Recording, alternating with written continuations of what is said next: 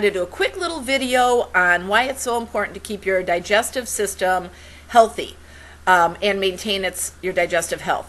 There are two principles to achieving and maintaining optimal health: cleansing and detoxifying on a regular basis, and feeding and nourishing. Unfortunately, our lifestyles and our food sources are making both of these very important health principles challenging for all of us. Even for me, where this is so important to me, it's something I talk about all the time, it's hard to do. Our food sources are lacking in the nutrition they need, they're lacking in fiber, and it compromises every area of our body's function. And we wonder why our country is in the health state it is, why children have diseases and challenges that were reserved for the elderly. I'm not going to get into the whole thing. Let's just focus on the digestive system, because I want to get this out there for people to share with their kids. And parents, I want you to understand this so you can protect and maintain your children's digestive health and future health now, early on.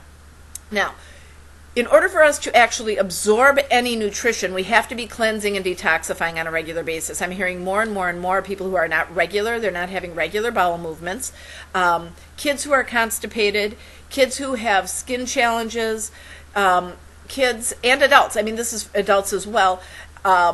Getting tired in the afternoon. You hear about children not being able to focus, etc., etc., etc. It all starts in the digestive system. And here's how the digestive system works. Here's why it's compromised, and here's what you can do about it. All right, it starts in the mouth. When you start thinking about food, your mouth starts to water, and in that saliva are some very strong digestive enzymes that start the digestive process of the food in your mouth. Funny story, quick story, my son had gum in his mouth when we walked past the honey roasted nuts at the Bradley Center. The enzymes in his mouth were so strong from that smell it liquefied the gum. So that just tells you how important those enzymes are. Next step is chewing. You're going to chew that food up. Third step, swallowing. Food goes into your stomach.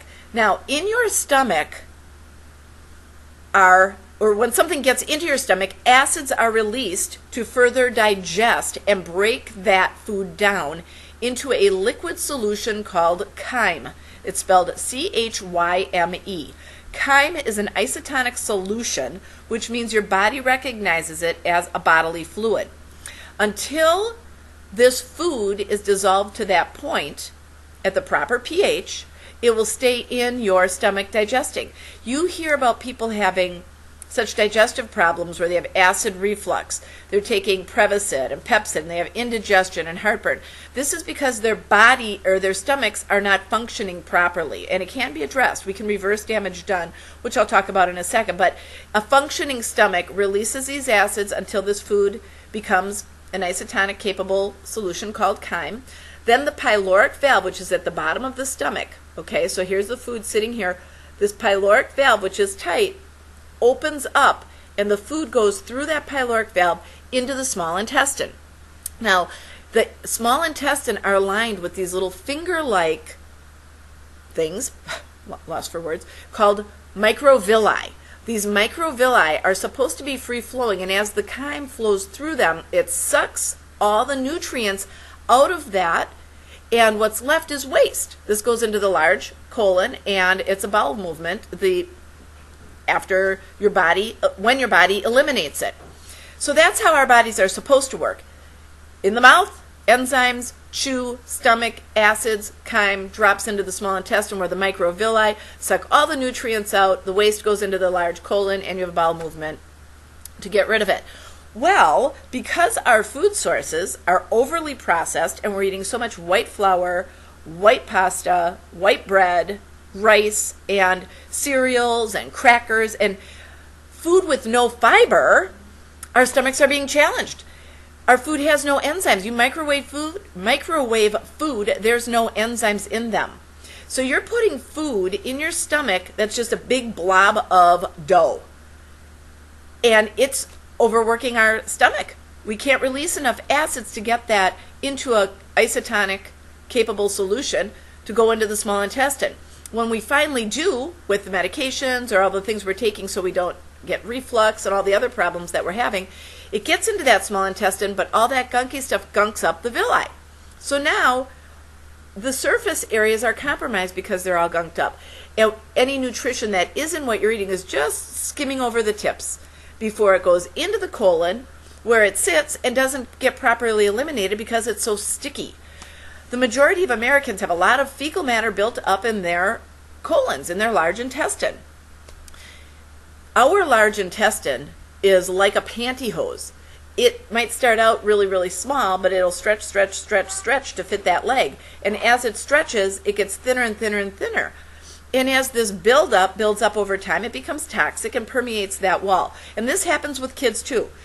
We are supposed to be consuming 30 grams of fiber per day. And I will tell you the average American is lucky if they get 10.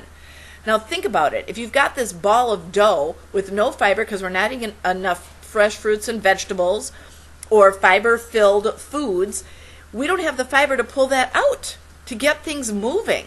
And it's just sitting there, making our systems toxic, compromising our microvilli's ability to absorb nutrition, and compromising our stomach's ability to work properly. It's just overworked. Well, what happens?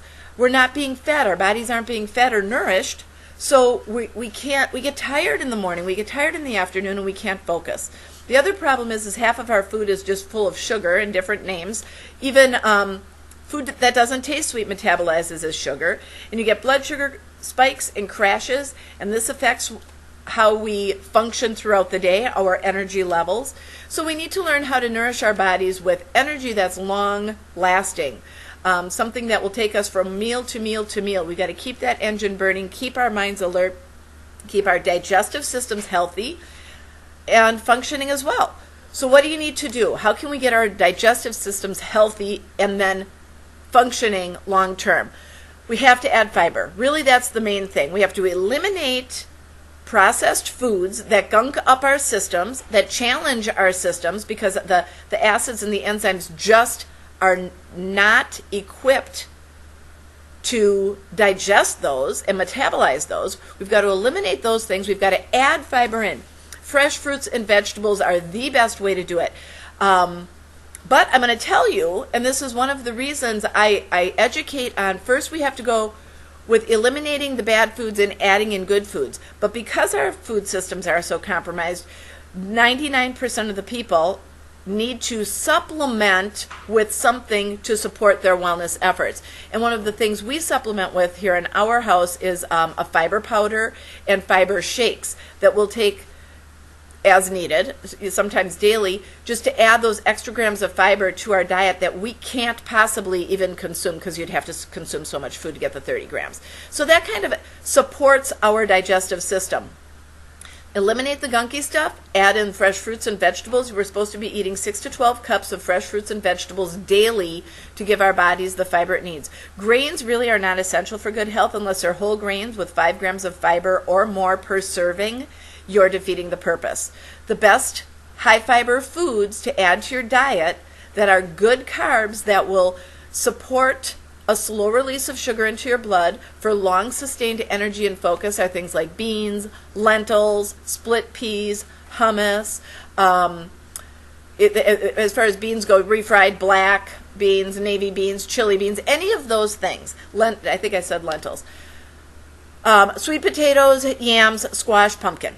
Those are carbs that give you high fiber, slow release of sugar into the blood, and help support a healthy digestive system. They support your body's ability to eliminate the food you're consuming. And when you increase fiber, it's going to get everything moving. You're going to free up those villi so they're free flowing, and the nutrients that you are consuming can flow through and be absorbed into your body. But the first step, heal that digestive system. I hope this was helpful and informative. Stay tuned. Maybe I'll throw another one on how you can feed and nourish your body as well. Thanks for watching.